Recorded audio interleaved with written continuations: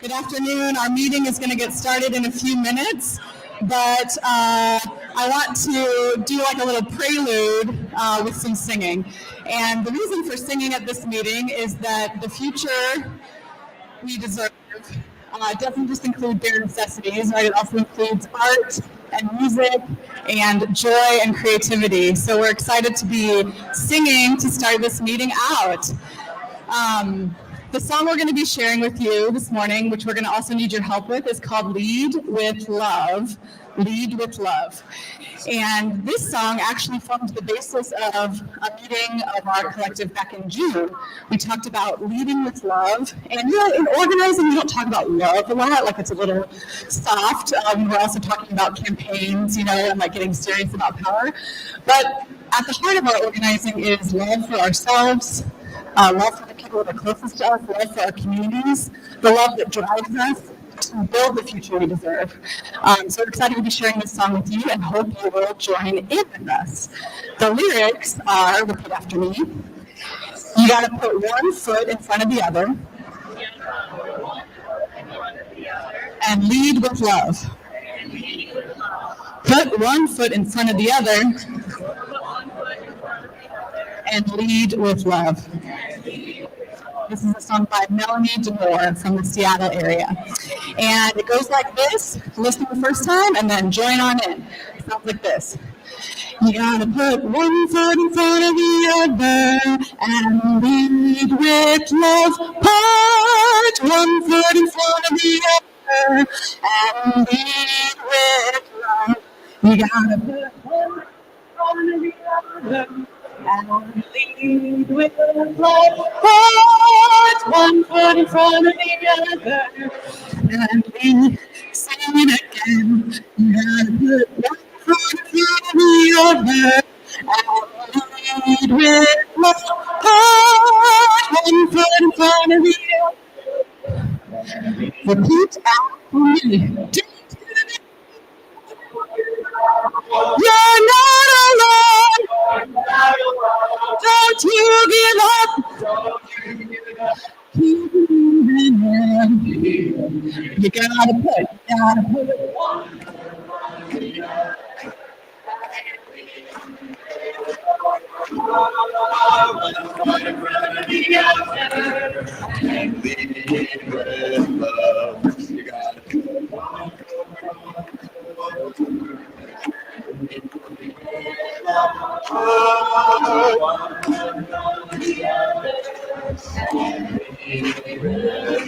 Lift up your eyes, don't you despair, don't look ahead,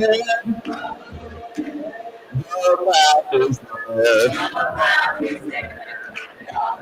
One foot in front of the other and lead with love. Put one foot in front of the other and lead with love. Come on!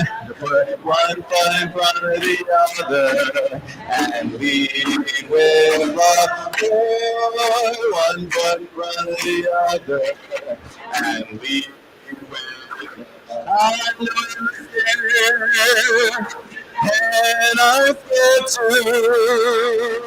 But here I am, running next to you. Follow the other, lead with love. Go and lead with love.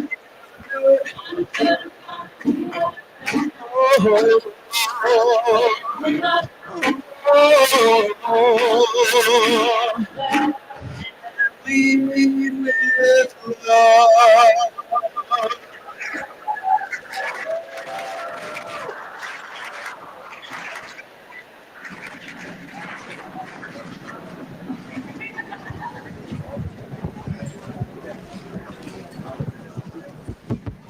Hello, everyone. How are we feeling today?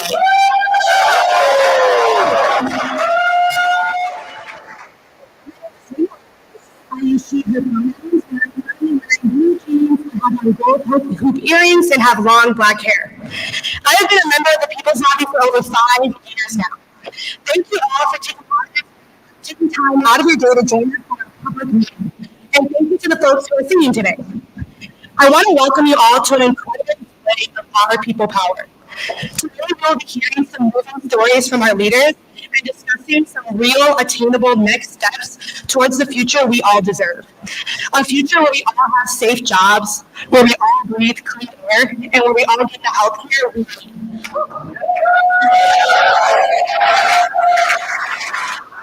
A future with real economic, racial, and gender justice. So if you're new here, welcome. Thanks for coming out. And if you're a long-time member, thank you for all your dedication. As a PSA, you'll be hearing some chanting today. That's coming from our energy team. Please feel free to join the chants as the answer begins. You also might have noticed that I described my physical appearance as I introduced myself. As part of our commitment to make this event as accessible as possible, our speakers today will each describe themselves so that people who cannot see them because of visual impairments or because they're joining remotely can be aware of a few basic physical details. We will also be having ASL interpretation. If you need this, please come to the front table right here as we have some seats reserved. I want to draw attention to the commitment card on the table in front of you. As you go to this meeting, keep an eye on what issues and campaigns spark interest with you. And please fill out the commitment card so we can make sure to include you in all of our upcoming events and actions. With that all being said, I'm going to pass it off to Bernard, who's going to talk a little bit more about who we are and what we do here at the People's Lobby.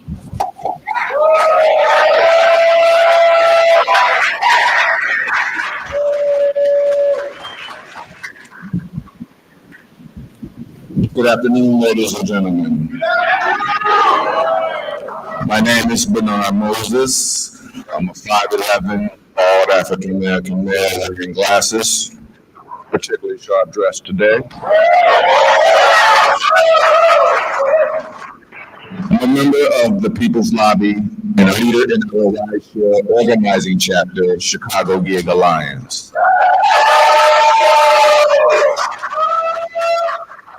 The People's Lobby greatly appreciate and thank you sincerely for your presence in this venue today as we look to continue and strengthen our endeavors in helping to ensure each and every person's right to the pursuit of life, liberty, happiness, and prosperity within our societal realm. The People's Lobby is a grassroots organization of individuals who fight together for a society where justice, equality, and the well-being of all people in our planet takes precedence over the interests of greedy corporations and the uber rich. We are dedicated to the dismantling of white supremacy and promotion of racial and economic justice. We are a part of People's Action, a national organization made up of proletarian groups like ours across the country. We train leaders on the root causes of the issues impacting our families and neighborhoods. We build people power within working class communities. And we organize support for progressive legislation. We endorse innovative candidates for election, and we knock on thousands of doors and call thousands of voters to help elect them. We organize public actions, including civil disobedience, to put pressure on decision makers to prioritize the interests of people and planet. And we have learned big things. We raised the minimum wage for thousands of workers in suburban Cook County. We closed hundreds of millions of dollars of corporate tax loopholes so that our state has more money to fund schools and other public services. We played a key role in ending cash bail across the state of Illinois. And we welcome all those in attendance here today.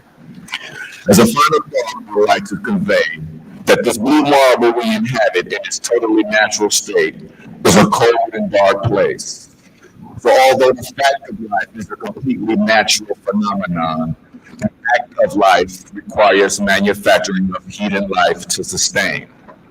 By making it a dutiful responsibility of conscious and intelligent life to ensure quality of life for all living creatures. I'm now going to pass to Tracy to go through some ground rules for today's event.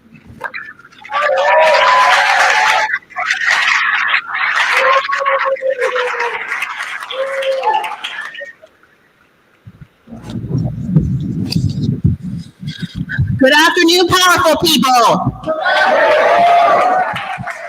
My name is Tracy Shaw, and I am a proud dues-paying member of the People's Lobby in Chicago Gay Alliance. I am wearing all black, sassy hair, and sassy boots. I have been an Uber driver for 3 years and was hurt while driving. I am here today representing the thousands of drivers who have physical disabilities and health issues and have limited options for employment. We have a packed program today. First, we are going to talk about the moment we are in today, some of the common threads connecting the issues impacting our communities, and corporate power and racism. We'll talk about the kind of future we want to build, the future we deserve, where everyone has what they need to survive and thrive, and a small number of rich people and big corporations aren't profiting off the suffering of the rest of us. Then we'll talk about some of the specific campaigns the People's Lobby is working on that take specific steps forward in building the future we deserve. For each of those issues, we will call up elected officials and we will ask them to commit publicly to using their power to pass a specific piece of legislation that addresses that issue. Then we'll end with a call to action where we will invite you to take action to build the future we deserve. We believe in respecting people's time, so therefore Mary is our timekeeper today. Could you please stand, Mary? We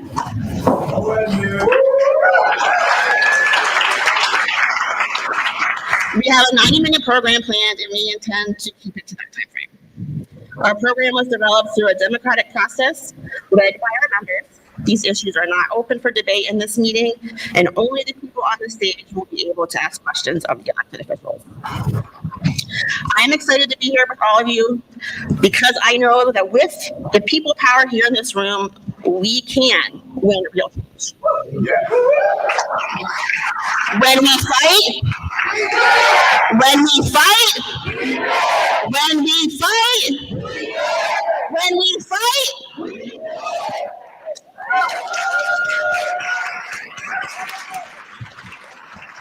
Now I'm going to pass it to Reverend Emery, who will talk a little more about the context we are in and why we do this work.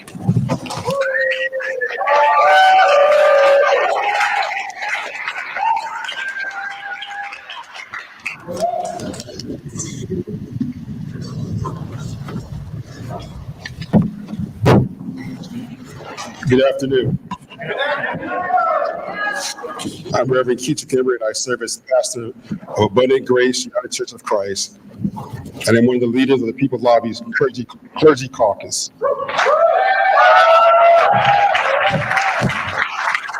I'm wearing a black suit, black tie, white shirt, black reading glasses. So next month, elections before us.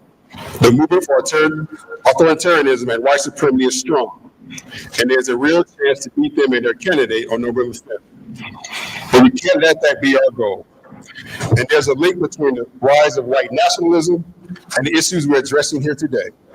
Over the past half century, big corporations and the rich have been getting richer and richer by profiting off of the poor and working people.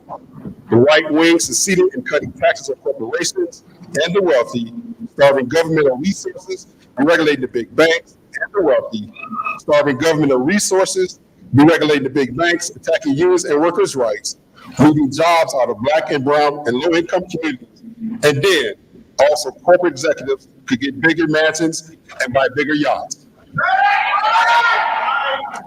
This was led by corporate-friendly Republicans like Ronald Reagan,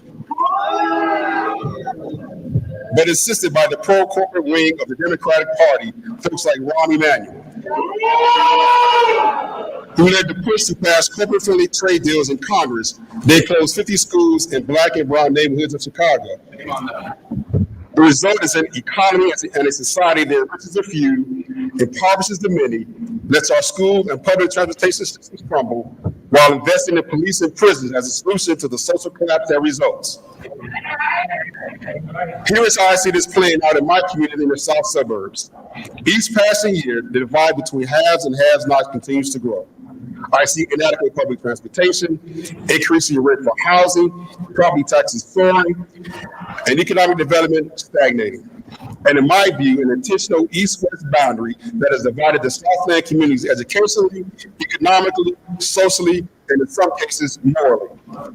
This creates the perfect conditions for racist authoritarians like Trump, who say they would shake things up, blaming others for people's problems, and restore a mythical golden era of white American greatness. So we can beat Trump next month. Unless we build the future we deserve, we're going to get another just like him next time. We need to address the intersecting crises impacting our communities. We need to tax and regulate corporations that are exploiting people in our communities, invest in Black and brown communities that have faced this investment for decades, ensure all workers are paid a living wage, and dramatically transform our criminal legal system. We can do it by building the power of organized people fighting together for justice and sustainability. We will take steps towards that future today's meeting by sharing some specific changes we are working to make and calling our elected officials to partner with us to make those changes happen. And we invite you to consider getting involved if you are already in building that future with us. We deserve a future where everyone has what they need. I am reminded of Micah 6:8, which reads, "He has shown you, O mortal, what is good, and what does the Lord require of you? To act justly and to love mercy and to walk humbly with your God." The Lord is calling us to be righteous, equitable, and morally right, and to not be complacent when others are mistreated or exploited. The Lord is calling us to treat people with love in a harsh world. And finally, the Lord is calling us to walk humbly with God. Now I'm passing on to Erica Moore and Reverend Dwight Stewart, who will talk about building the justice system we deserve.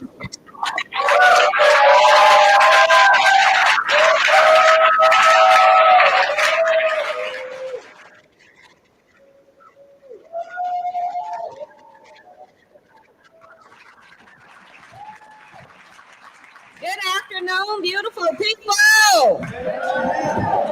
My name is Erica Moore, and I am a member of the Clergy Caucus with the People's Lobby. I'm wearing a black and white t-shirt with a picture of my father, his inmate number, as I am here representing him. I'd like to invite the state legislators who are present with us to the stage. Representatives Lindsay LaPointe, Teresa Ma, Will Davis, Mike Simmons,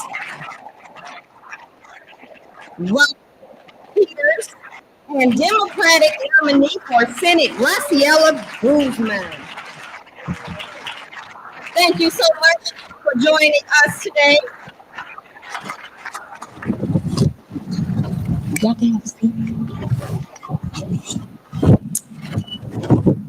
Our young children, teenagers, and adults often get caught up in the criminal injustice system. Their voices are silenced and are not heard in the halls of government or in the conference room of public policymakers. But do you know whose voices are heard? The voices of those who lobby for bigger police budgets, those who lobby for more law enforcement and less for mental health treatment.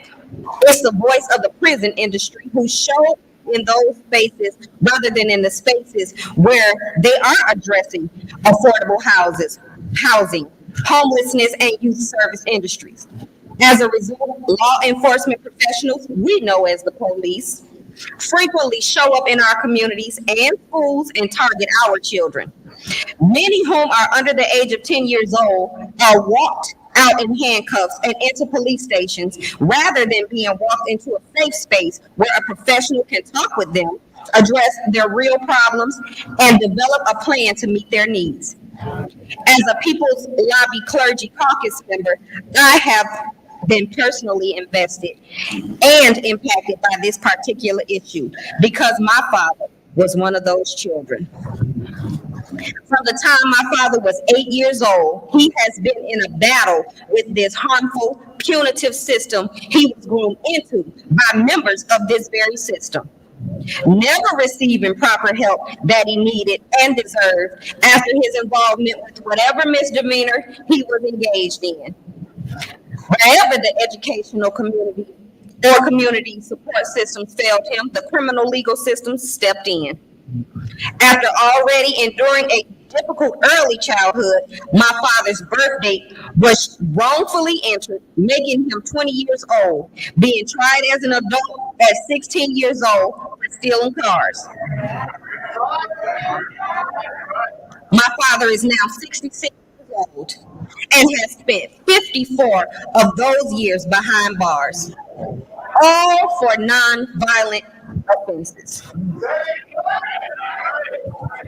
So my entire family has seen firsthand how the criminal legal system works to keep poor people behind bars, many of whom simply need mental health services, housing, and job opportunities.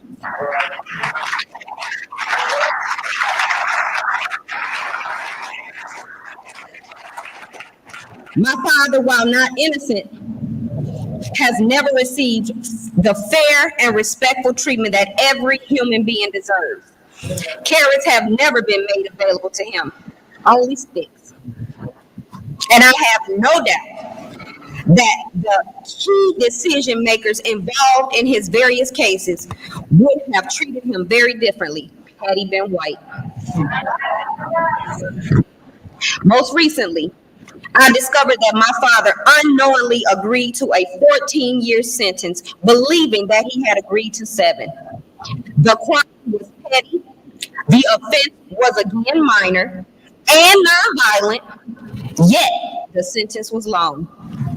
His overworked, underpaid public defender failed to help him fully understand the terms of his plea deal. Sadly for my family, that means another 7 years that we'll have to get along without him. My family story is just the one pebble in a big pond. But I truly believe that when people unite and build power with organizations like the People's Lobby, we can abolish the worst aspect of this system and replace it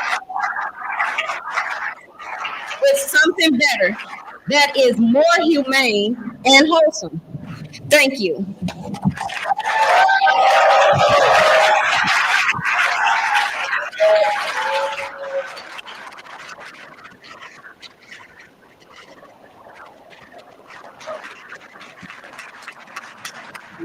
Good afternoon.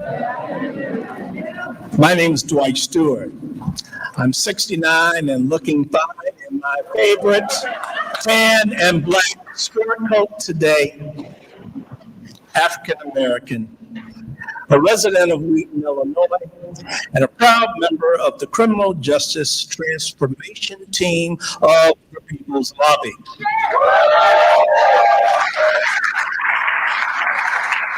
Through the educational efforts of the People's Lobby, I, along with others, had our eyes open regarding a major problem within the criminal justice system.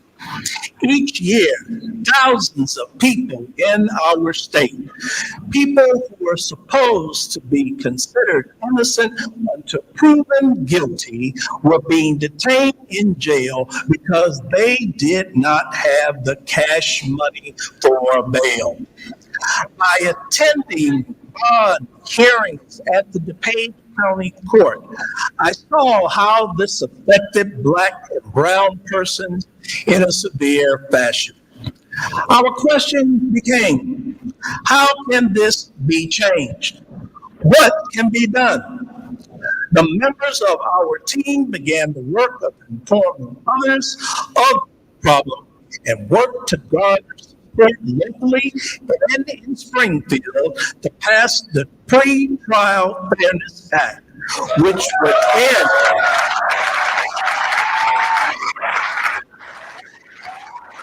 which would end the money bail system in Illinois. And today, we want to recognize and appreciate our legislative champions, State Senator Robert Peters and State Representative Justin Slaughter. Yes, who led this fight together with the People's Lobby and the Illinois Network for Pre-Trial Justice. We celebrate today the recent news reports that tell us that the act is having a positive effect on reducing the number of people incarcerated while awaiting trial. We celebrate, but sisters and brothers, the work has just begun. The next step in this fight is to pass the FAIR Act, which stands for Funded Advocacy and Independent Representation. Illinois, you see, has a public defense crisis and a public defense system which has not changed since 1949. Too many people, like Erica's father, do not have access to high quality public defense because public defenders are understaffed and overwhelmed and soon get burned out by the impossibility of the job before them. The FAIR Act will address this crisis by creating an Office of State Public Defender and expanding public funding for public defenders offices across the state. An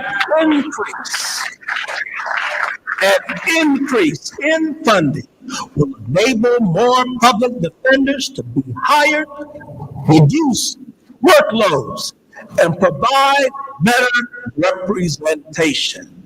And what will the results of this be? It will be this. It will lead to fewer people being locked up. It will lead to fewer people being locked up. It will lead to fewer people being locked up.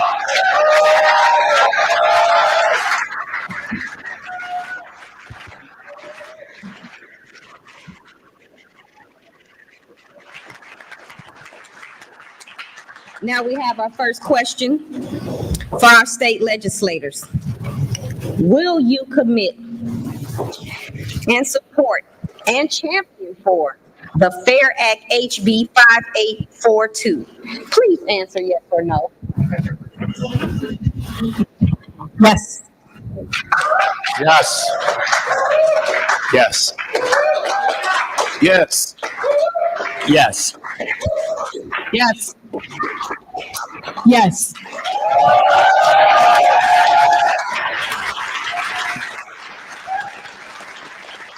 Let's thank these incredible champions for passing and protecting the Free Trial Fairness Act, and second, for keeping us moving forward by committing to pass the FAIR Act.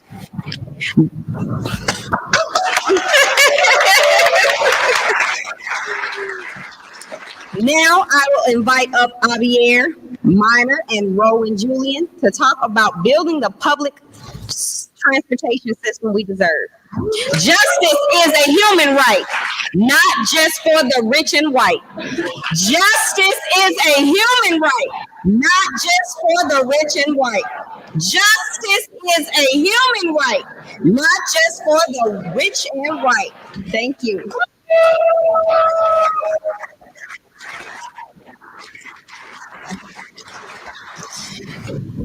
Good afternoon, everyone. My name is Javier Minor. I live in Bronzeville, and I'm a member of the Environmental Task Force with the People's Lobby. My pronouns are she, her, hers. I am a beautiful and Black woman, 25 years old. I am sporting a blue teal blazer, a blue shirt, blue jeans, and black heels. And I'm so excited to be with you here today. I have been using public transportation since I was 7 years old. Since I was a kid, I have not seen service improve. In fact, I've seen it get worse. The CTA has poor riding conditions and a lack of coordination with other public transit systems that serve the people of Illinois. There are long delays and poor working conditions that create poor service and serious safety concerns. These are just top lines of all the issues that can be fixed with adequate funding. The recent tragic incident at the Forest Park Blue Line Station and Argyle Red Line Station deeply shocks and saddens us all. This senseless act of violence reminds us of the urgent need to reimagine public transportation and safety for everyone. Can we please take a moment of silence to honor the lives lost? Thank you. Recently, I went out to Uptown to enjoy some delicious Ethiopian food with my friends. I decided to Uber to the restaurant because I live in Bronzeville and I wanted to make sure I make it on time. With a full belly and a slim wallet, I decided to catch the red line back to save some money. When I arrived at the platform, my smile got turned upside down as I was informed that the train was delayed for over an hour. After waiting 30 minutes in the cold, I realized that the time has not decreased. After doing my calculations, if the train was to arrive in the next hour, I wouldn't have arrived to the south side until midnight. And I would have had to walk home alone or wait for another bus. That was really upsetting. Imagine a 35-minute drive turning to a 3.5-hour commute. That ain't right. I decided to take an Uber back home because our public transportation system was not reliable for me that day. I believe we deserve a world-class public transportation system. Yeah. We deserve rapid service delivery that can provide a short commute time to the south side and the north side and everywhere in this city in 30 minutes, not an hour and a half. We deserve reliable services that won't abandon us at 10:30 at night on the city's north side. We deserve clean public transportation that won't make you want to put your nice clothes on a hanger before you sit down. We deserve a transit system that protects its employees and coordinates with the RTA and the public to inform us of disruptions, dangers, and delays. We deserve so much more than what we are giving, and we are going to build a future that we deserve. Now I'm going to pass it on to my wonderful counterpart, Rowan. Thank you.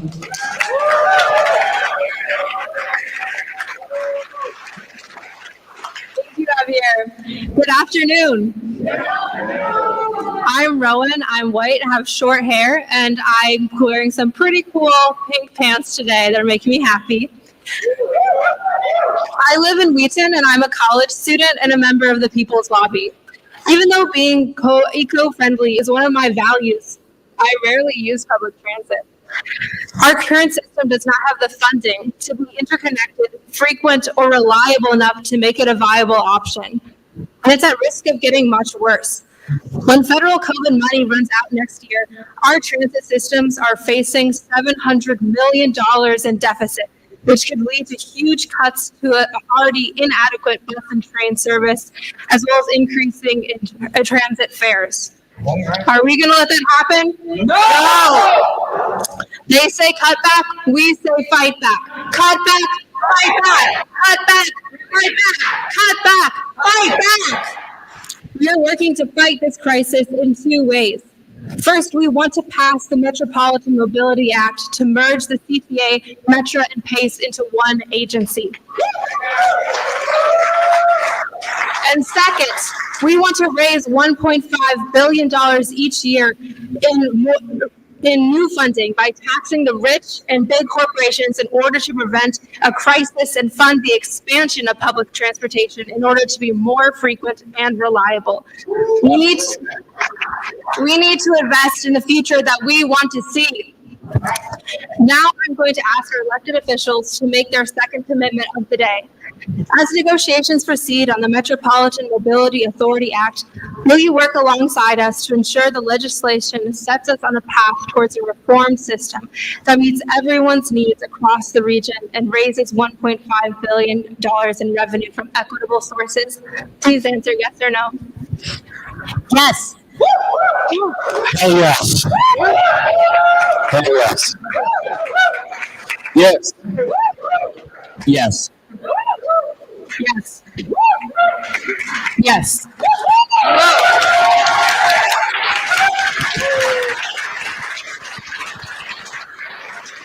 Thank you so much to these leaders to leading us to a bright future. And now I'm going to turn it over to Marty Gleason to lead us in a brief table discussion.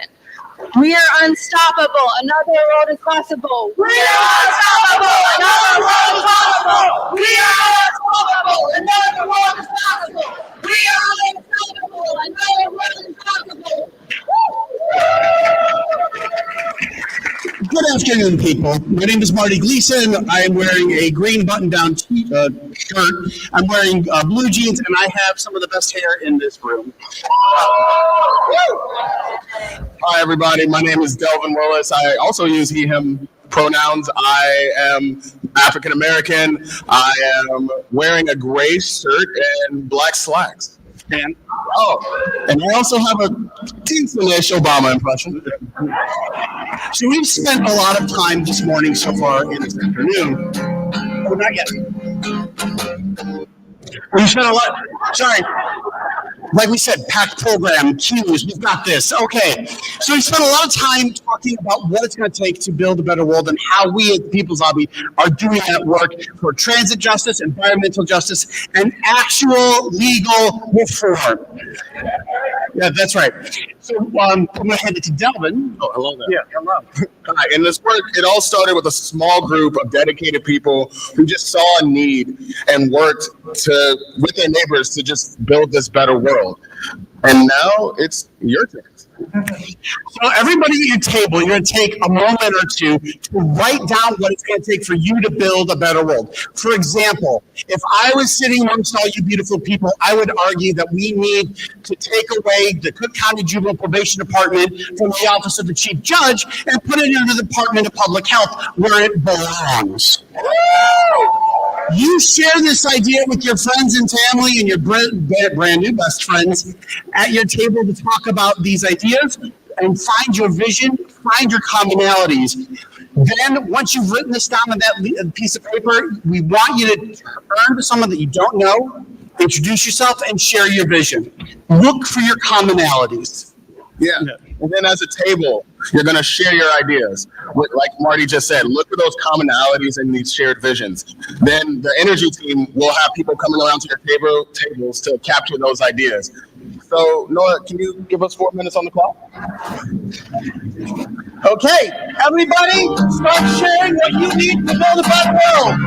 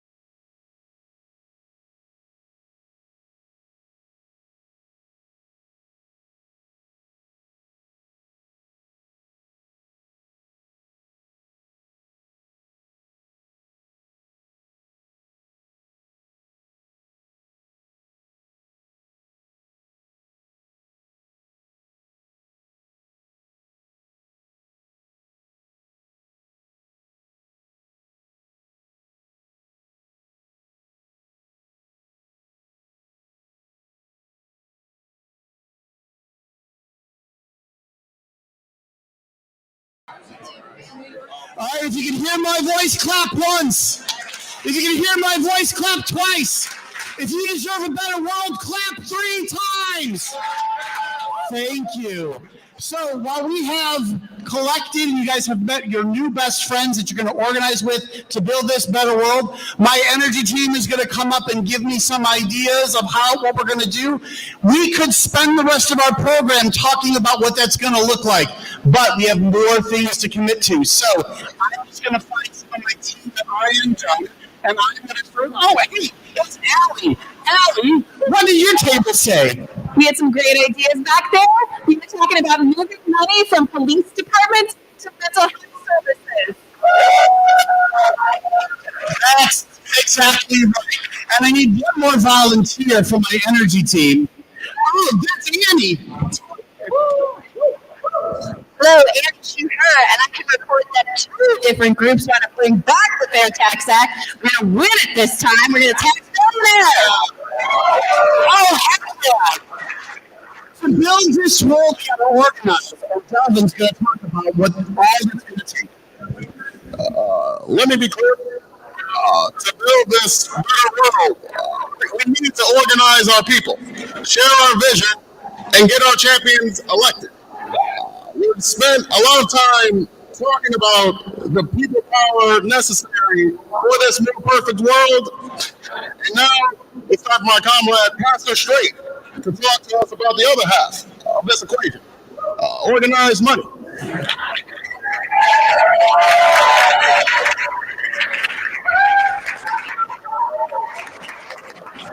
How great is it to be introduced by President Obama? Good afternoon. My name is Reverend Charles Strait, and I've been a leader with the People's Lobby since its founding in 2011. I am old, fat, and tired. And I'm here today to ask you to join as a member of the People's Lobby or make a special one-time contribution to the incredible work that we do to fight racial, economic, and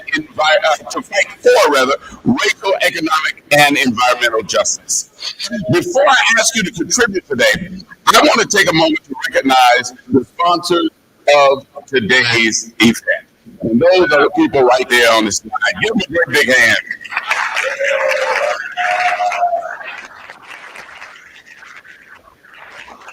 Then I want to give a very special thank you to our community leader sponsor, Senator Robert Peters, who gave us $2,500 for this for our work.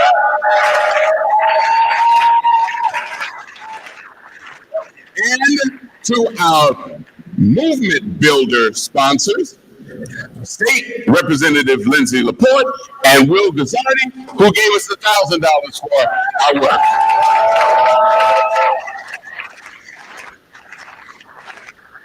I also want to acknowledge that by registering for this event today, many of you renewed your membership or gave for the first time. Thank you.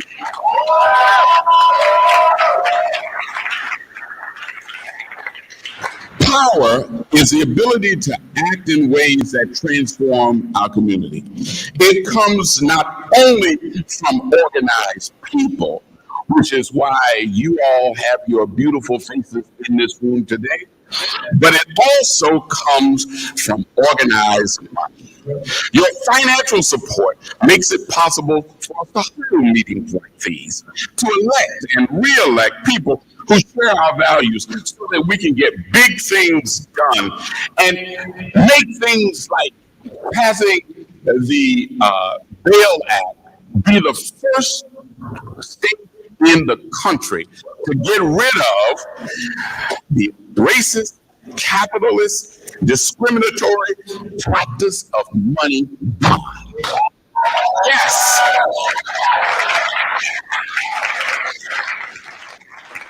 Now, you'll see later in this meeting how we're holding the healthcare industry accountable and how we are fighting for living wages for those workers in the gig economy, which is getting very close to passing through the Chicago City Council. that would raise the wages for more than 80,000 Uber and Lyft drivers who are being underpaid every single day.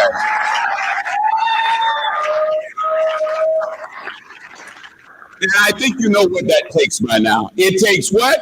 Organized people and organized money. That's right.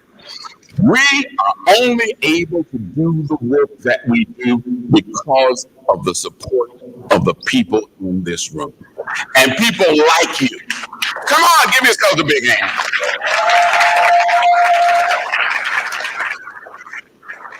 Now, let me tell you a little bit about myself other than what you can see. I am a retired United Methodist pastor, and I have a very limited budget. But I want to see the world as a more fair, just, inclusive, and moral place. And that starts with me, with us, right here, and it spreads out. Because I know the power of organizing both people and money. Although I'm already a monthly contributor to the People's Lobby, I am going to give $500 of my very small income today to our work.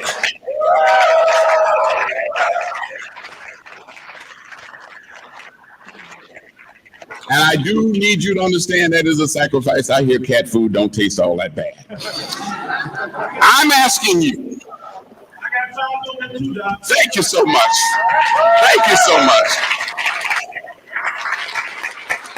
That's the power of Black preachers. I'm asking you to give $100 today. I'm asking you to give $100. I recognize that may be more than some of you can give. There's no shame in this room. Whatever you can give, we'll take it. And we're glad to get it. But if you can, and you just haven't thought about it, I'm asking you, give $100 or become a recurring, and that's a better ask if you want to know the truth, I think. Become a recurring monthly giver. You can give $10 a month, you can give $20 a month, $50 a month, whatever works within your budget. But it ensures that not just the money that you give today goes toward our work, but it continues to perpetuate the work because your money keeps coming in. So please, consider being a monthly giver. I want everybody in the room, take out your phones. On your tables, there's QR code. Get it out right now. Scan that QR code. Or, if you don't see that, you can go to peopleslobbyusa.org and make your donation. Listen, if you don't do all of that, because I told you when I started I was full, right? Some of you may not, do QR codes, all that. Well, we take checks and cash. Whatever you got, we'll take it. Let's start to make our donation. Your support and engagement will build the future that we deserve. We are having a little music while you give. There's nothing better than a little giving music. I learned that at church. We are having a little music while you give. We have a really short song for you, but before we sing, I just want to take one quick second to acknowledge the beautiful visual art that we have in this space today as well. Yes. So thanks to everyone who painted, and special thanks to Casey who designed the logo and all the art you see today.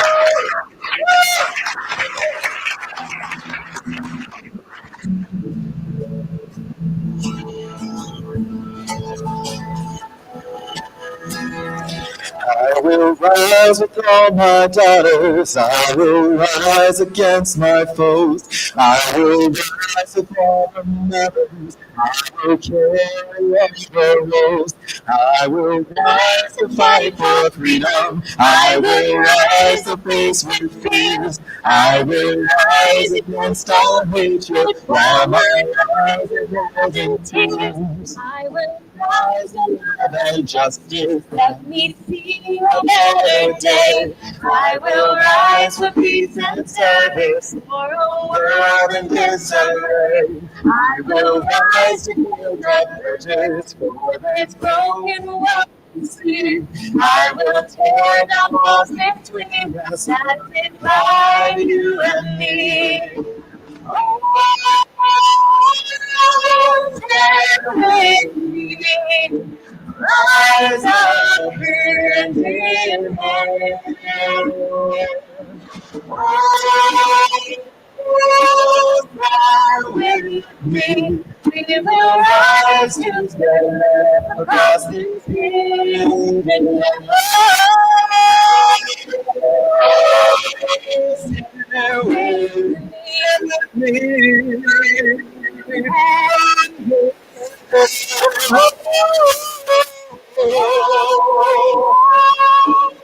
And with me, we will rise to spend of this big world.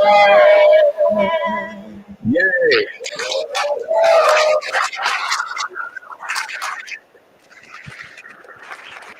Thank you so very much for your very generous gifts. We appreciate it, and it will make our work change the world.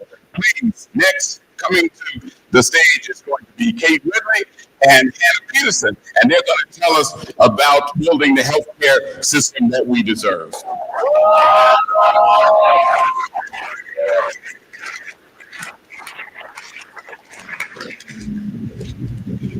Thank you, Pastor Straight. I made my donation. Thank you. Yes, as Pastor Straight said, my name is Kate Redling, and I use she, her pronouns. I am 5'6".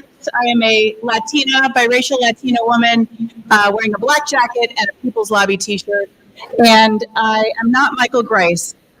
Unfortunately, Michael is not able to be with us today because he is in the hospital.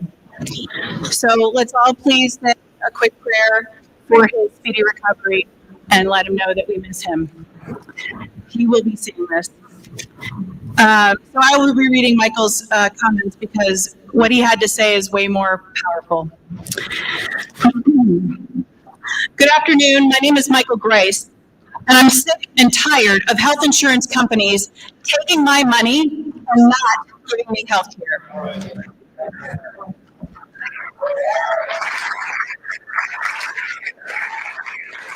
I'm glad that you can see Michael in the picture. That was a year ago at our demonstration at Blue Cross Blue Shield, where he spoke with Senator Simmons and Representative LaPointe. Thank you.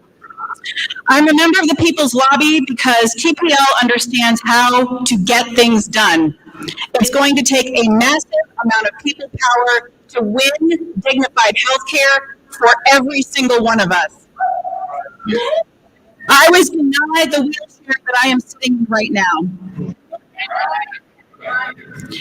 Insurance companies think that we don't know how to fight. And alone, we can't. But together, we can win. For 4 years, I got the runaround, having to explain myself again and again why a new wheelchair was medically necessary. At any rate. Eventually, I had to get a congressperson involved just to get this wheelchair. That ain't right, and we should not all have to do that. The privatizing of the healthcare system puts everyone at risk, but it really puts seniors and people with disabilities at the most risk. I am a Black man with a disability, and I am a senior. I have 3 strikes against me, but I am not out of the fight.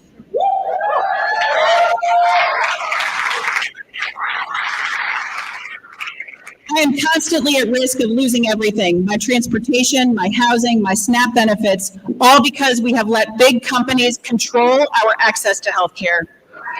Health insurance companies have weaseled their way into every aspect of our health care, and they don't want us to know all of the ways that they're making money off of us. That's why we have to make them tell the truth. We need transparency. We need to know who's getting denied.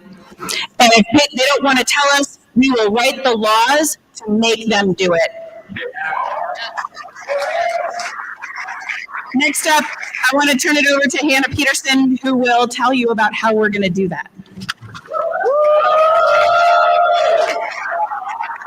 Good afternoon.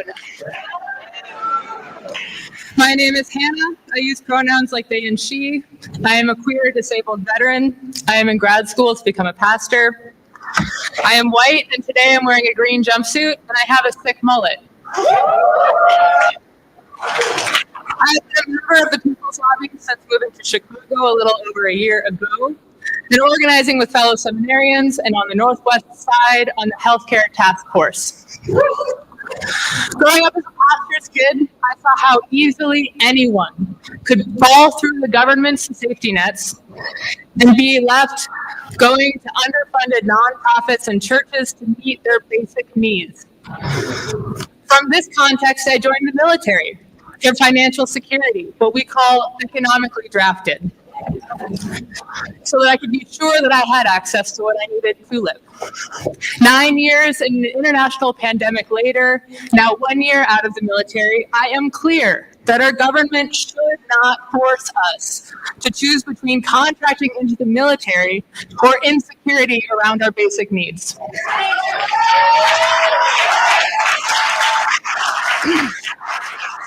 I am deeply motivated to secure healthcare as a human right from a place of love for myself and for my communities who deserve more than this. Which is why I am a part of the healthcare task force with the North Star of dignified healthcare for all. Over the last year, we have met with our neighbors, community partners, and local elected officials to understand the landscape of healthcare work in Illinois, organizing town halls to educate and motivate around this issue.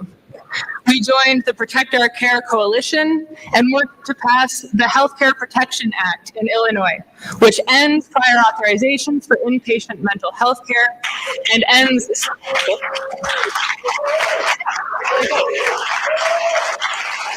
step therapy, which forces people to fail on cheaper, less effective medication before taking what their doctors and themselves know will work, and ends ghost networks, where insurance companies list providers who aren't actually in network to lure people into their programs. We also support Representative Lindsay LaPointe's bill, House Bill 4475, the Strengthening Mental Health and Substance Use Parity Act.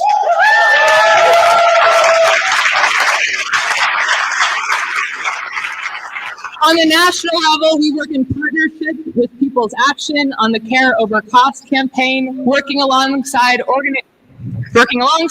organizations across the country to make sure insurance companies don't get away with denying hundreds of thousands of claims per day.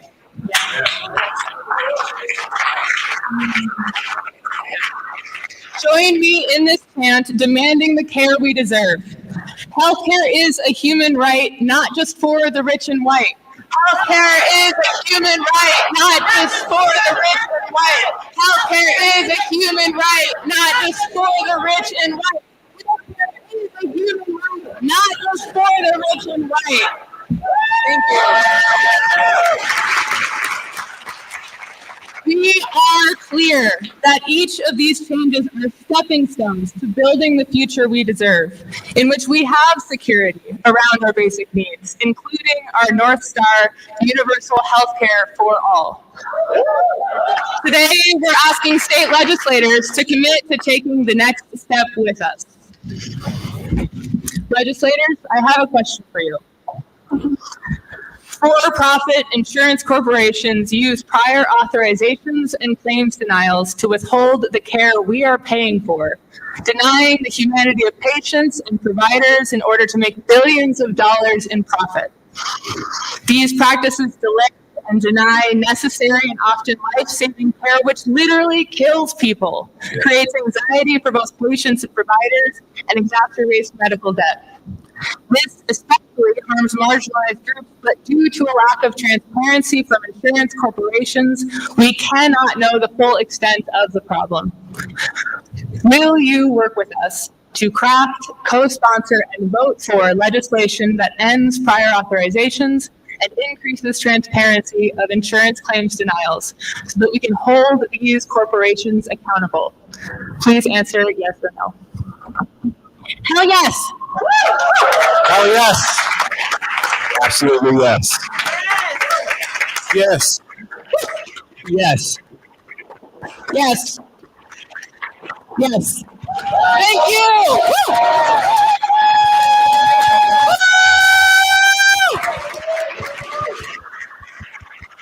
Now we're going to give each legislator 1 minute to say a few words. Oh, okay, cool.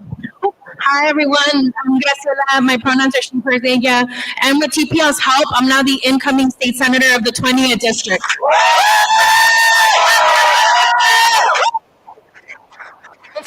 think of us for a moment because we've been organizing for almost 12 years, and a lot of that tenure has been with TPL. We fought for the fair tax together and saw what happened. We've been fighting for healthcare together, and this next journey, this step for me is one more step in how we co-govern together. And we've been talking a lot about healthcare over the last couple of months because we intend to do big things together. Thank you so much, TPL, for what you do. I'm excited to fight like hell for you, with you, and let's bring healthcare for our home here in Illinois. Thank you. Hello, everybody. Ron State Senator for the 8th District of Northwest side of Chicago, Northwest Suburbs. I'm in my second term, and PL is the reason that I'm in office to begin with. So thank you for the support. I am also proud to be the chair of the Senate Transportation Committee and the sponsor of the Metropolitan Mobility Act, the MMA. The initials were on purpose. We're going to fight. Not like in India, though, but we're going to fight to make sure we have a reliable, safe, accessible, environmentally impactful, economically impactful, robust public transit system, not just for next year, for the year 2050. And it is going to be hard. It is going to be challenging. We're challenging the status quo in terms of governance, something that was created in 1982. We're challenging the agency heads that say nothing is wrong, just give us more regressive funding. That ain't right. We're going to do it the right way. It's going to take everybody in this room and more, but we're going to get it done. Thank you. Thank you both. Good afternoon, everybody. I'm State Senator Mike Simmons from the 7th District, north side of Chicago. We're what? And I just want to say that, in the 3 years I've been in the state senate, I've really enjoyed fighting for a just economy, enjoyed fighting for universal health care, I enjoyed fighting for robust public transportation, just enjoy fighting for those issues that affect working people all across the state. I love that I get to do it with the colleagues that I'm with on the stage up here to make it easier to do this work. And so many of them are here because of the work of the People's Lobby. And I'll tell you that I'm able to fight the way I'm able to fight in the Illinois Senate, say the kind of things I say, move the way I move because of the backing of organizations like yours. So thank you so much, and I look forward to the next chapter.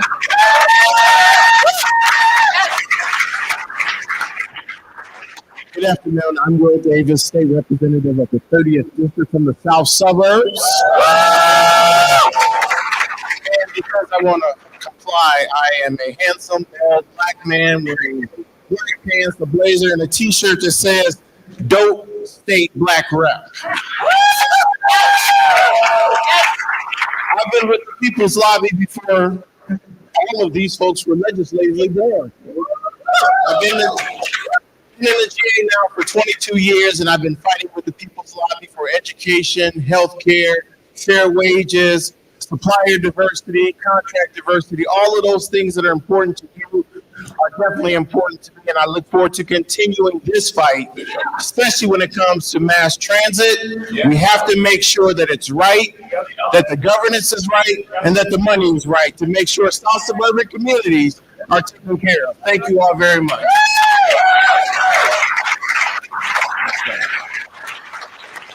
Good afternoon, everybody. I'm State Senator Robert Peters, and I just want to make it clear, I would not be here without the People's Lobby. I was political director. I was someone who remembers organizing on the ground, and to see this room, it is so damn beautiful. I love it. And I want you to know that oftentimes when we talk about these issues, we talk about them almost in silos, but we need to talk about them together. Fundamentally, what makes us have a safe and just and beautiful world is that you give people good public transportation. You give people good health care. You give them a legal system that's fair and equitable and represents them. You give them community and you fight with them. Let me tell you something, you fight together. And so I'll just say this, and this is actually relatively new, I'm being brief. I'll just say this. I'm not gonna walk in front of you. I'm not gonna necessarily walk behind you. I'm going to walk side by side with you to get this stuff done. Thank you. Solidarity.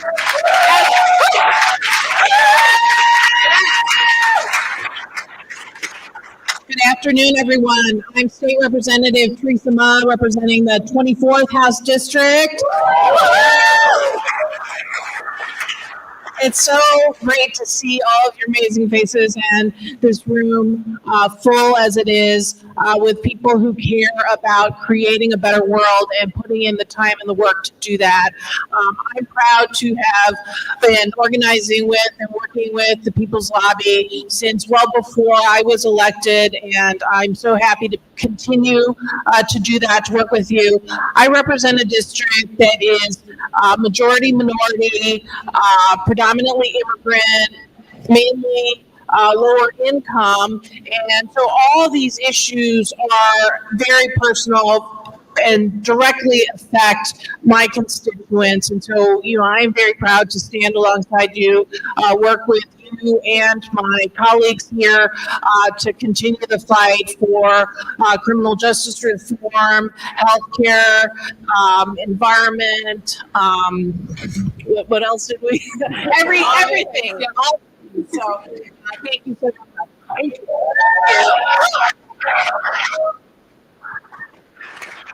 Hi everyone, State Representative Lindsay LaPointe, and I represent the far, far northwest side of the city of Chicago, where we haven't seen too many progressive Democrats over the course of the last few decades, but we are here now. I am a social worker turned state representative. I am also a policy nerd, and we are at my alma mater, UIC. I graduated with my master's in social work 12 or 13 years ago, and when I came out of school with my master's in social work with student debt, I had 2 part-time jobs and I made $35,000 a year. And that is one of the reasons why people cannot use their insurance to access the behavioral health care that they so desperately need, because mental health care is health care. And as we all know and agree, health care is a human right. So thank you for your work to push this along.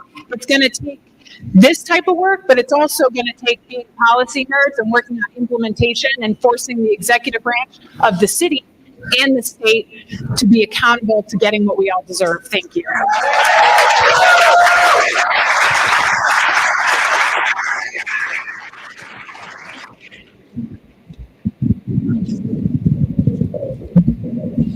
Thank you again for your support on all of our state issues. You may be seated.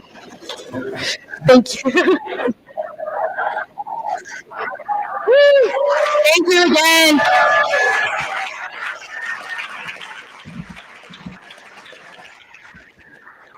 Thank you again for all your support on these 3 state issues. Now I'd like to invite the Chicago City Council members who are here today to come to the stage. I'm welcoming Alderman Daniel Spata, Byron Sigcho Lopez, Lenny Mana Hoppenworth, Desmon Yancy, Matt Martin, Andre Vasquez, and Mike Rodriguez.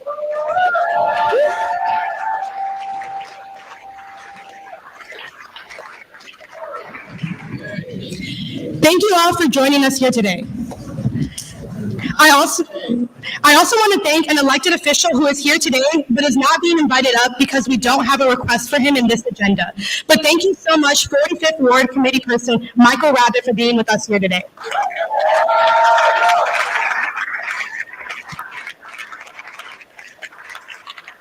Now I'd like to invite Andrew and Norberto to talk about the workers' rights we deserve.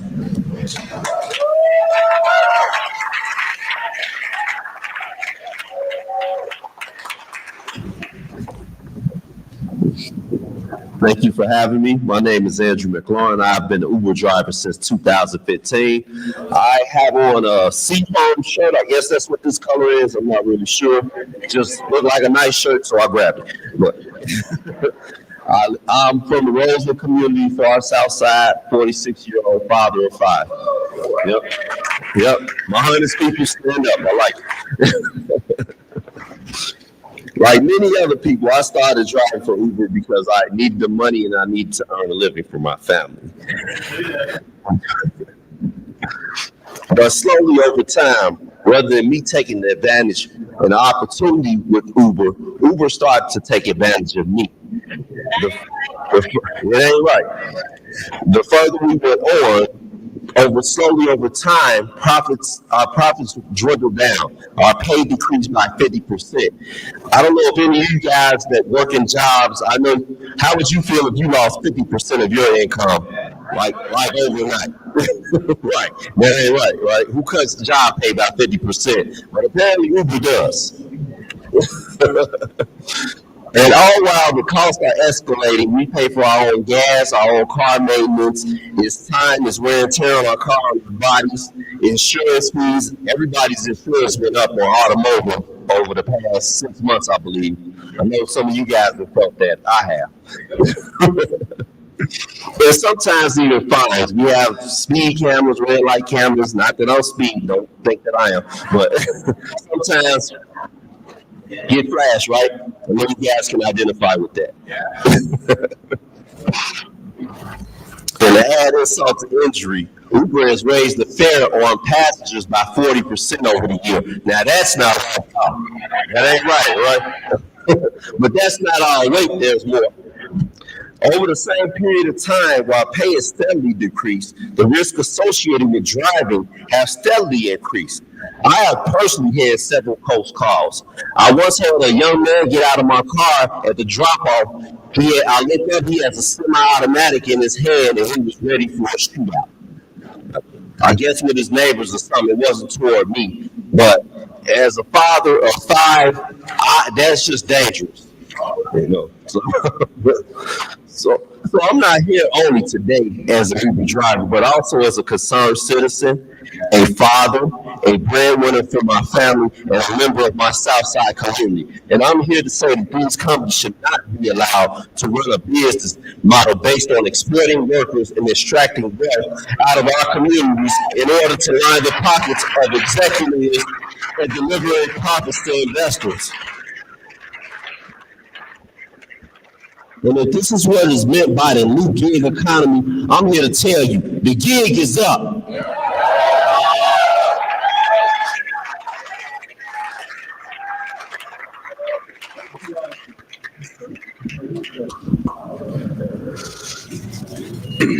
My name is Norberto Casas. I am a part-time driver since 2019 with Uber and Lyft. I am also the lobby team leader for the Chicago Gig Alliance and project. One sense of my physical description is I'm wearing a blue tie because, you know, we are in the blue state. Okay.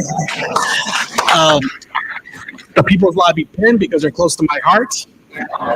And a little bit of a Colgate smile. Now, the researchers, academics, and the media like to refer apps of Uber and Lyft as a new gig economy. Let us drivers, the 1,000 of the trenches that represent the backbone of these companies, we have a slightly different name for it. This is not the new gig economy. It is a new rigged economy. So I'd like for you guys to join me in a chant, which is going to be dignity, respect, more money in our checks. Dignity, respect, more money in our checks. Dignity, respect, more money in our checks. Dignity, respect, more money in our checks.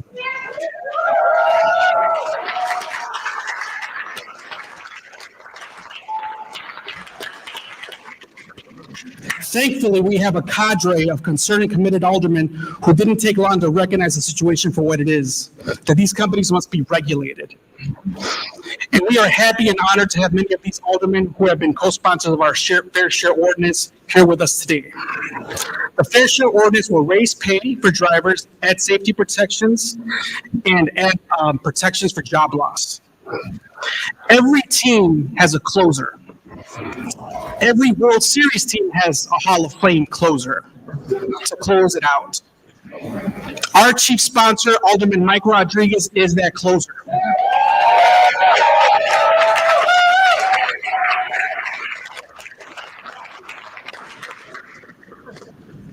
But the fight is not over yet. In fact, we believe that the most critical part of our struggle is yet in front of us. Based on what we have seen in other parts of the country, we must be prepared for the wave of propaganda that will inevitably come from companies designed to weaken, water down, and undermine this people's movement. Half a century ago, farm workers organized for higher pay, safety, and work protections. Today, half a century later, gig workers are organizing for higher pay, safety, and work protections.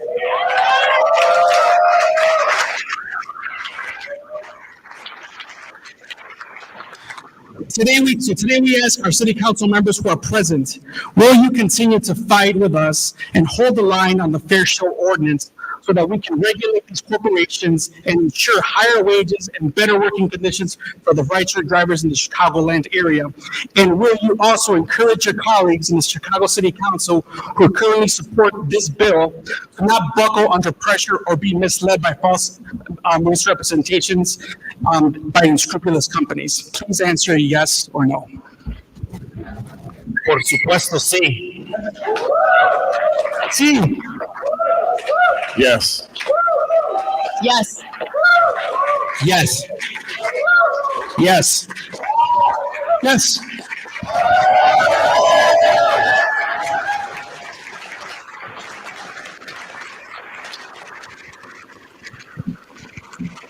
Alderman, thank you so much for fighting alongside drivers to get this ordinance over the finish line.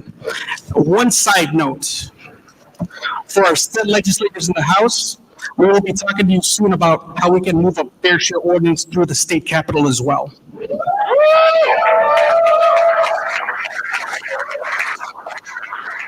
So we'd like to give our city electeds 1 minute to share any thoughts. Oh, you're holding it. All right, good. So look, in the first 2 years of this term, my brothers and sisters here, we've done some good work as far as our workforce is concerned. You know, we've raised the wage for restaurant workers with one fair wage. We've worked hard to pass the country's most progressive paid time off policy here in the city of Chicago. And very soon, we're going to raise the wage for rideshare workers. We're going to make sure that they can stay on the job during reactivation. And we're going to make sure that our brothers and sisters that have been the victims of assaults, potential individuals who've been murdered on the job, that they're safer here in the city of Chicago by passing this ordinance. And I commit to getting it done very, very soon.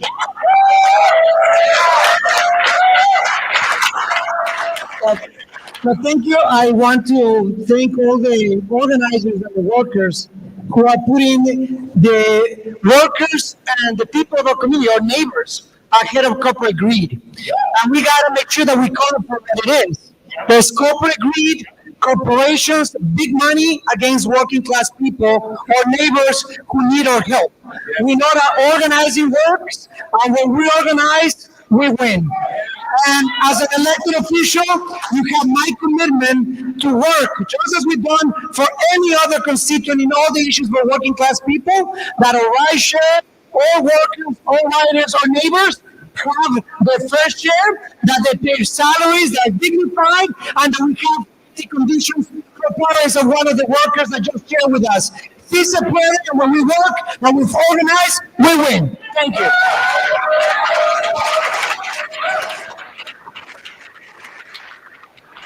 Good afternoon. I'm Alderman Desmon Yancy, representing the 5th Ward, Southeast Side, communities of Hyde Park, South Shore, Woodlawn, and Greater Grand Cross. And for almost 20 years, I started my career as a labor and community organizer working with SEIU. I spent a lot of time organizing in rooms like this around issues around social and economic justice. And it is an honor to be here to stand in support of this ordinance. I think it's really important to understand that when people go to work, they deserve to go to work in safe environments. They deserve to be supported. They deserve to have dignity and respect in the workplace. And more importantly, they deserve a fair day's pay for a fair day's worth of work. But thank you. Thank you.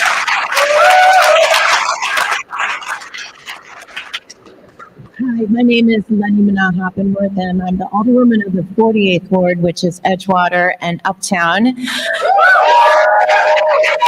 I'm the first Filipino to sit in City Council. And I'm really happy to be here at UIC, where I graduated as a physical therapist. I work as a healthcare worker at the Cook County Hospital, and healthcare is a human right. I'm very proud to be with you here today, People's Lobby, and also our state legislators and my incredible colleagues to fight for the things that you are talking about today. Putting people and planet over profits is the number one thing for us. And environment has to be.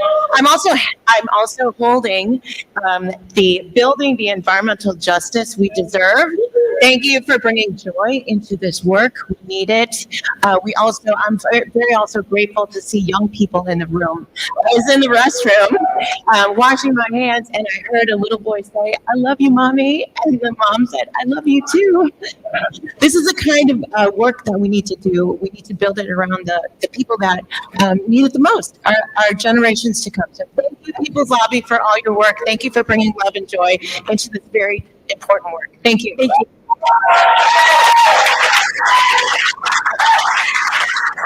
Happy Sunday, everyone. I'm Alderman Andre Vasquez of the 40th Ward. Thank you.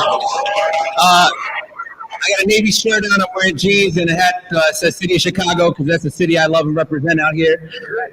I did not graduate from UIC, even though I came here, but I wouldn't be here on this stage and elected if it wasn't for the People's Lobby knocking on doors and putting in the work and speaking truth to power. And so I want to thank every single one of y'all for all the work that you do.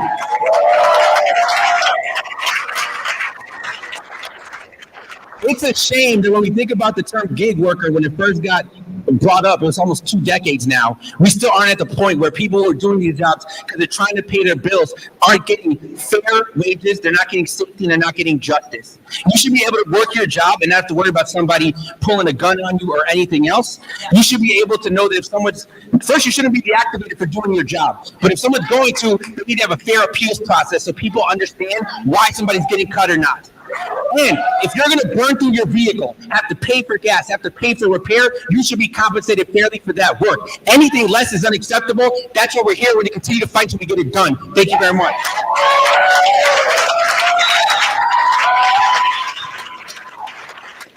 Good afternoon, everybody. I'm Alderman Matt Martin from the 47th Ward, and so excited to be here with you all this afternoon. I think it's really important to underscore why this is needed and specifically what rideshare workers have been doing here in Chicago for so many years. So I was born and raised in Tucson, Arizona. I was checking my phone earlier today. There's over 100 degrees there right now. And one of the reasons why I'm here in Chicago and not in Tucson is because of our great public transportation network here. And obviously, as we talked earlier, we need to make that better. But when I was in elementary school and high school, it was 100 plus degrees for the entire summer, late spring, early fall. There are times where you're just on a concrete bench waiting. And with our rideshare workers, they help ensure that here in Chicago, across Illinois, across the country, that people can have a safer place, a safer way to get to point A and point B. I think about not too long ago, I had my mom who had an emergency healthcare issue, and I couldn't wait around for public transportation. I didn't have a car at the time, so there's a rideshare worker who made sure that I could get there as quickly as possible to support her. And then when I needed to get around to work, and I got 2 young kids at home, and so there's times where I'm bringing them with me. I was out on the street looking for my car and hitting the total. And so it's like, okay, what are we going to do? I need to be somewhere right now. Again, a rideshare worker was there to support me, to support my kids. So that's what I want to make sure that my colleagues and I are doing, paying that forward. And we're following the lead of the best closer in Chicago, better with the Cubs hat, having the White Sox, Mike Rodriguez. Thank you.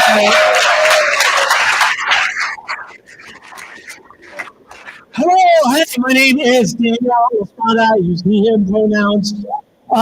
In the life that I've spent with the People's Lobby, you always taught me that my past, my present, my passion, and politics.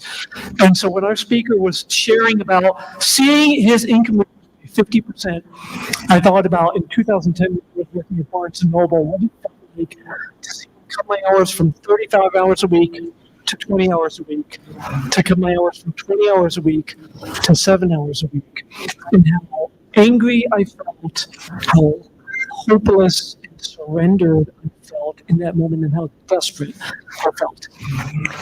I benefit so much on a daily basis, on a weekly basis, from ride-share workers in this city. If I could throw the whole first ward up on this stage, the majority of them would try and say the same thing, knowing my constituents. Anyone who benefits so deeply from their labor should be fighting for you to benefit from their labor. It's not an app, it's work. Every work should be grounded in justice. So let's get this ordinance passed. Thank you.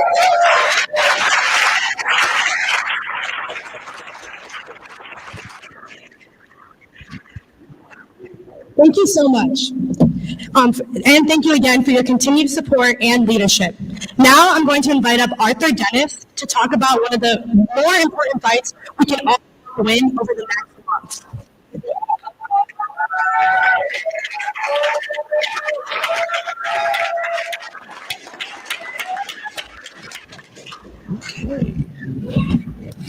Hello, everyone. So we just heard from 15 elected officials for the entirety of the day stand up and publicly commit to our progressive agenda. Let's give them another round of applause.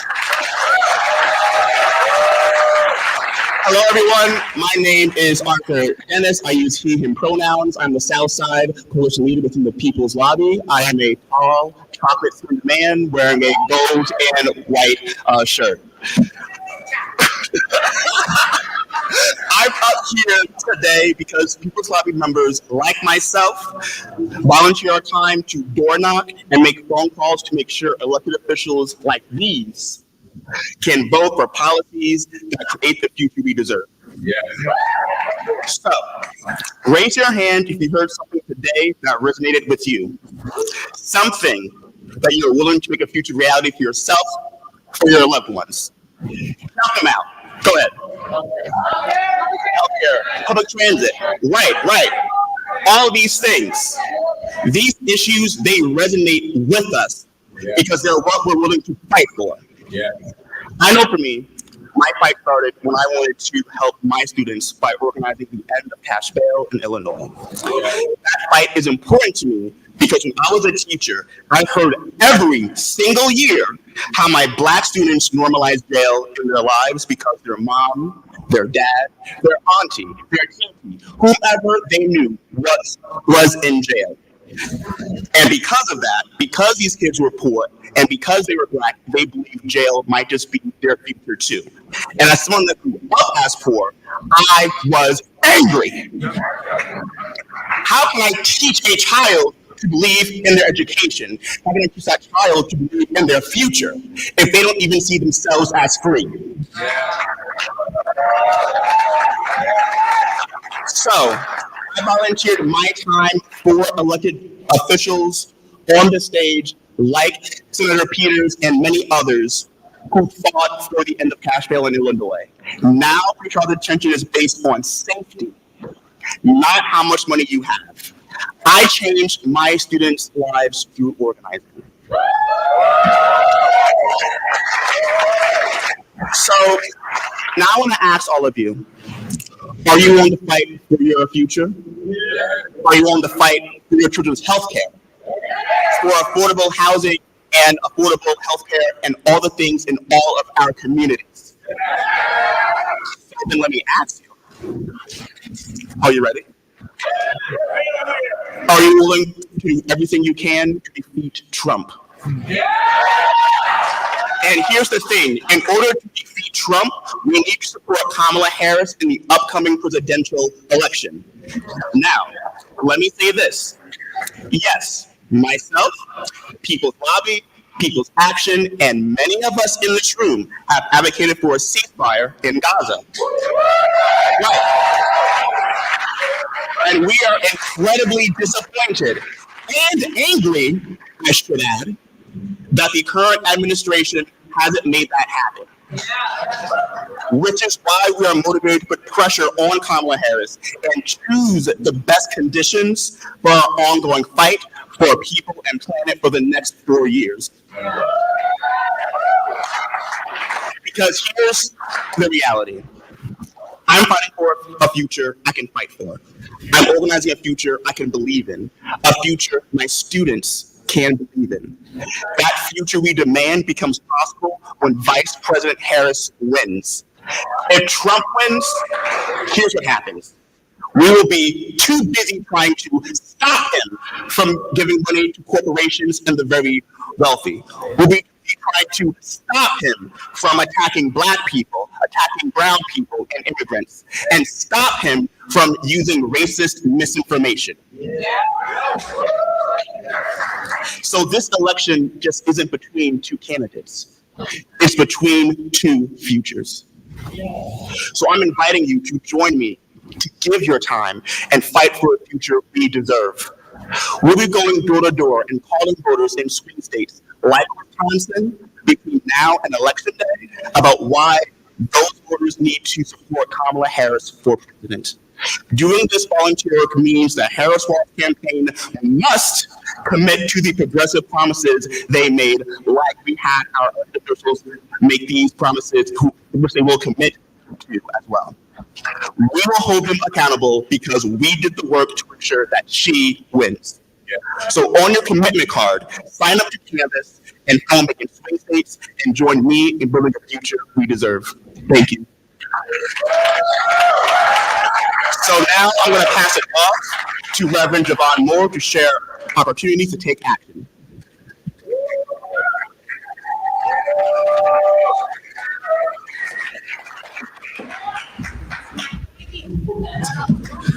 How's everybody doing? Are you energized? Do you feel good? Who in here feels inspired?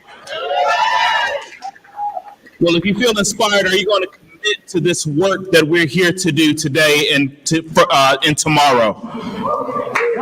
I didn't hear anybody. If you're energized, inspired, and feel as if you're going to commit to doing this work today and tomorrow, come on, make some noise.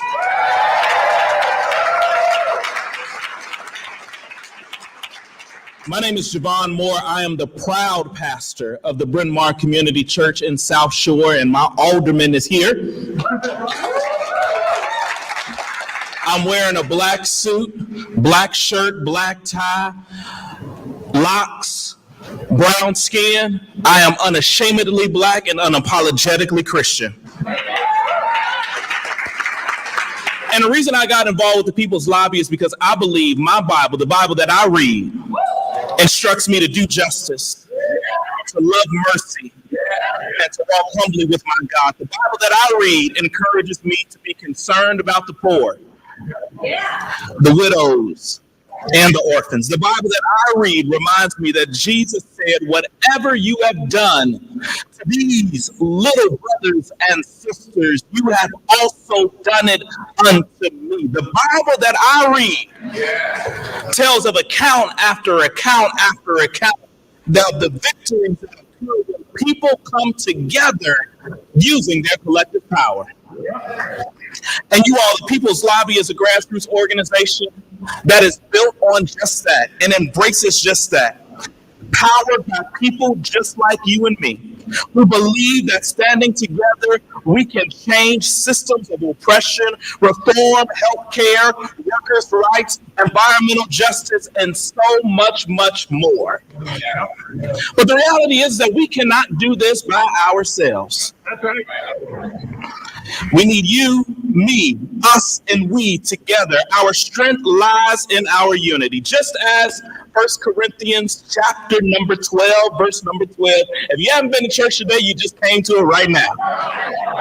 It says, for just as the body is one and has many members, and all the members of the body, though many, are one body, so it is with Christ. And it is the same today. And we ask you to be part of this body, the People's Lobby body, to be committed to justice, healing, transformation in our communities. And by signing your commitment cards that are located on your tables, you will be signing up to reclaim power, to hold elected officials accountable, and to ensure that policies reflect the needs of the people and not just corporations. And so with that in mind, I want to draw your attention to these yellow cards on your tables. I would invite for you to take a moment and fill them out and commit to the work of building a future that we all deserve. There is so much that you can get involved in. You can volunteer for this November election. You can volunteer with healthcare, justice, criminal justice reform, transportation, and so much more. But most of all, we need you just to get involved. And you can help us by signing up, and we need you to help sign up to help us win in this election in November.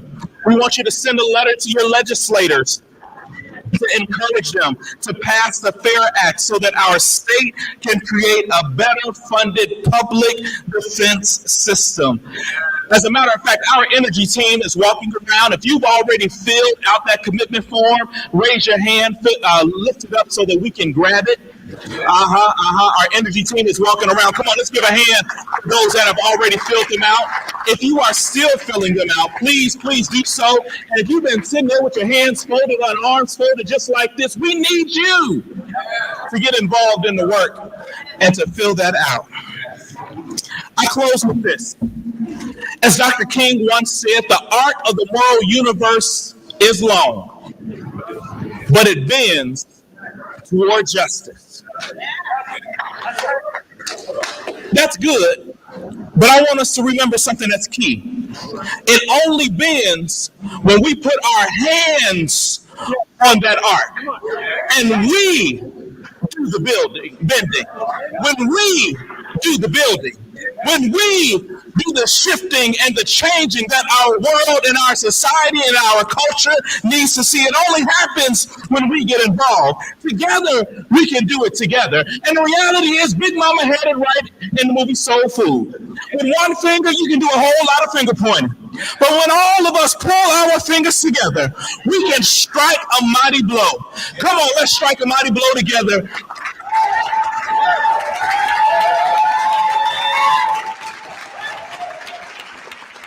And together, as we get ready to bend towards justice, I want to encourage us to continue this fight.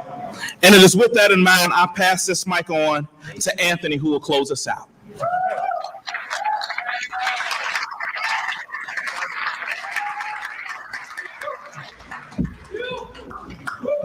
Good afternoon, brothers, sisters, and siblings. When I say people, you say power. People, people, people, people, people. My name is Anthony Joel Casada, and I use he, him pronouns, and I'm the Cook County Commissioner of the 8th District, representing Chicago's Northwest Side neighborhoods, and I am a proud member and leader with the United Neighbors of the 35th Ward and the People's Lobby. I'm a 5'10", light brown skinned man wearing a dark blue suit, a light blue shirt, and a dark blue tie. I want to thank you all for making your commitment to work and struggle alongside together to build the future we deserve.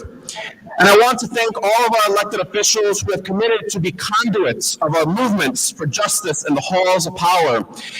Please give them a huge round of applause.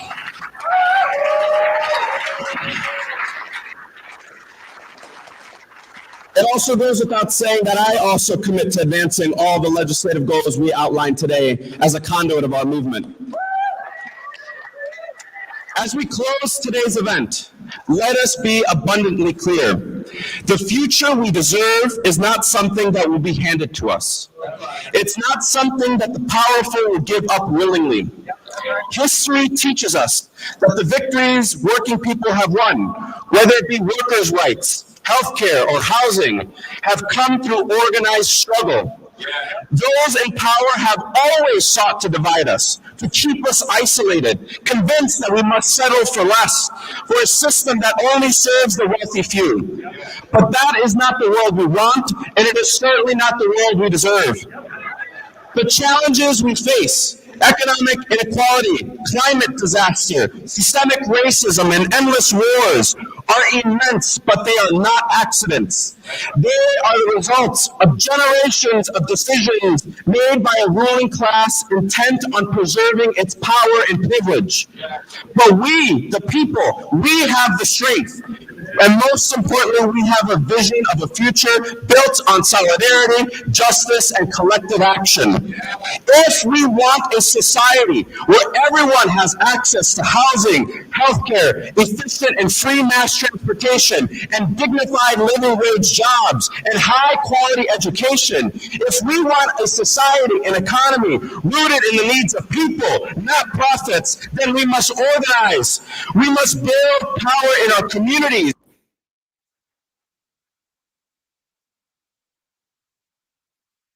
Ourselves, but for future generations, for a world that reflects our shared values of equality, equity, and justice for all. Brothers, sisters, and siblings, the future belongs to us, but only if we seize it. Let us organize, let us fight, let us build the future that we deserve together. Thank you so much for coming here this afternoon. I hope you had a great evening, and I can't wait to see where this campaign take us.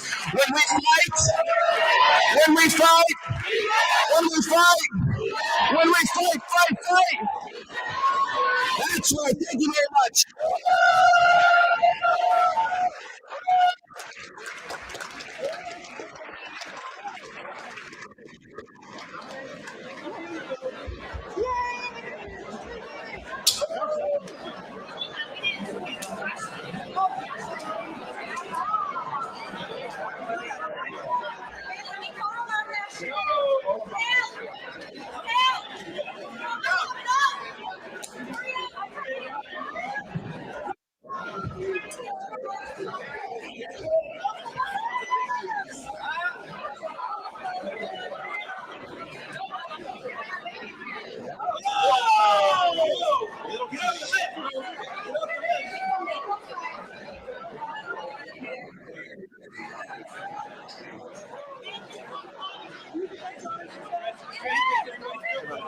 Great speech, love it.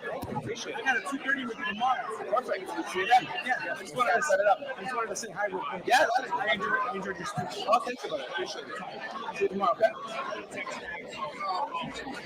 Where do we all take it?